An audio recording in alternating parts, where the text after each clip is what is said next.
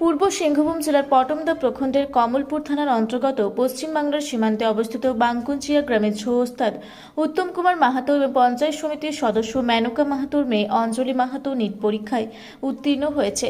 এতে আরও একবার প্রমাণ করে দিয়েছে যে প্রতিভা শুধু শহরেই নয়, গ্রামাঞ্চলেও রয়েছে।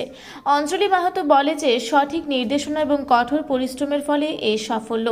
এ বিষয়ে তথ্য প্রদান করে উত্তম কুমার মাহাতো বলেন, অঞ্জলি মাহাতো নিট পরীক্ষায় মোট 481 নম্বর পেয়েছেন, যার মধ্যে সে ওবিসি বিভাগে সর্বভারতীয় র্যাঙ্ক 36,460 পেয়েছেন। তিনি জানান, মেয়ে অঞ্জলি 2023 সালে ঝাড়খণ্ড সরকার কর্তৃক পরিচালিত নিঃশুল্ক আকাঙ্ক্ষা পরীক্ষায় উত্তীর্ণ হয় এবং ঝাড়খণ্ড বোর্ডে 94.60% নম্বর পেয়ে পটমদা ব্লকের শীর্ষে ছিল। এবার ঝাড়খণ্ড সরকারের নিঃশুল্ক সরকারি কোচিং আকাঙ্ক্ষা রাজ্য থেকে 15 জন ছাত্রী নিট পরীক্ষায় উত্তীর্ণ হয়েছে। নিট পরীক্ষায় সাফল্য অর্জনের জন্য ছৌ ওস্তাদ উত্তম কুমার মাহাতোর মেয়ে অঞ্জলি মাহাতোকে সবাই আন্তরিক অভিনন্দন এবং শুভেচ্ছা জানাচ্ছে। পূর্ব সিংভূম থেকে বিশ্বনাথ মাহাতোর রিপোর্ট, রূপসী বাংলা মিডিয়া।